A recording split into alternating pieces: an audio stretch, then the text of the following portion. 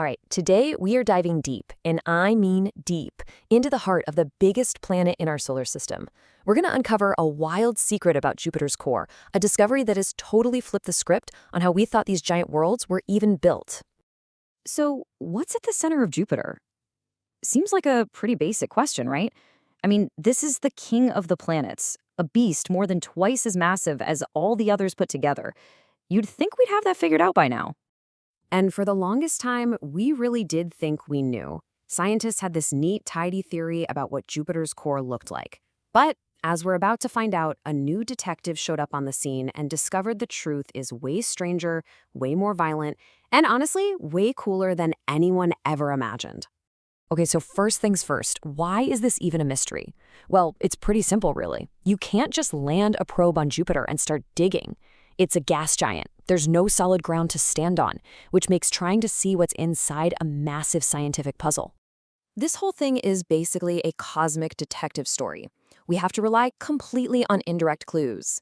Scientists use these incredibly complex computer models and super precise data from spacecraft to basically give the planet a CT scan from millions of miles away, all by listening to the language of gravity.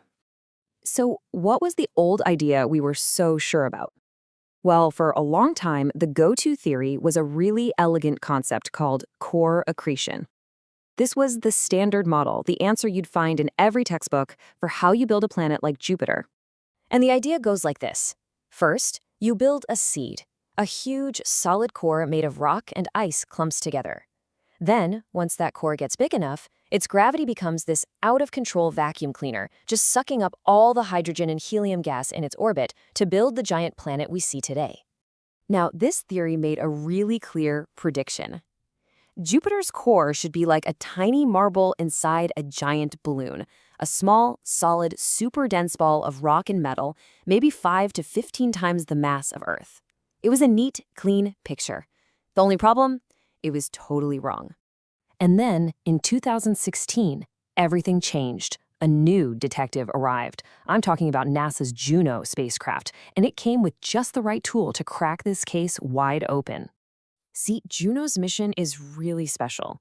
It swoops over Jupiter's poles in these long, graceful orbits, and this lets it map the planet's gravity field with mind-blowing accuracy. By measuring these teeny-tiny wobbles in its own path, it can tell scientists exactly how all the stuff is spread out deep inside the planet. And when that data started coming back, it was a total shock. The gravity readings just didn't match a small, compact marble. Nope.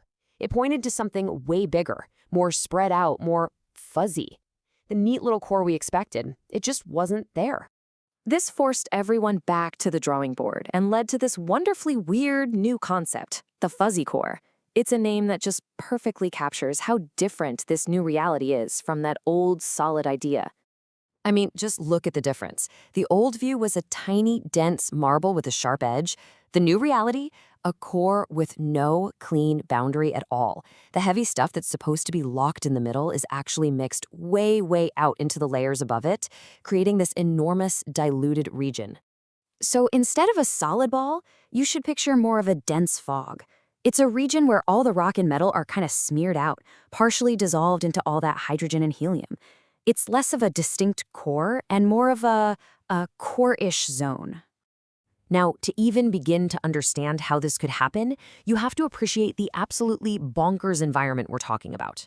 The center of Jupiter is a place where our everyday physics just completely breaks down. The conditions are just unimaginable. The pressure is tens of millions of times what we feel here on Earth, and the temperature is hotter than the surface of the sun. Down there, the lines between solid, liquid, and gas just don't exist anymore.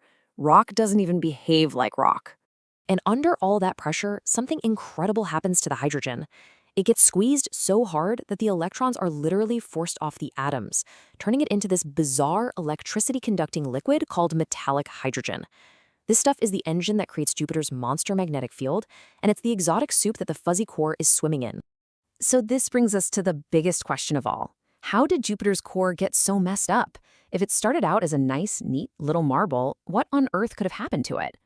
Well, the leading theory is about as dramatic as it gets, a giant cosmic smash-up. I mean, think about it. What kind of force does it take to shatter a core that's maybe 10 or 15 times the mass of our entire planet and mix it up into the layers above? You'd need something absolutely catastrophic. The theory tells this incredible, violent story. Billions of years ago, a young Jupiter with its neat little core got hit.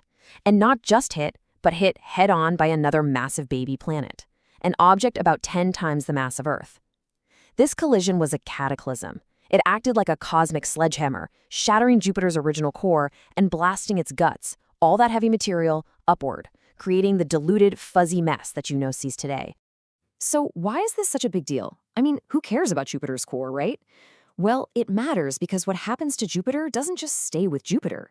This discovery literally changes the blueprint for how we think giant planets are made, not just here, but everywhere.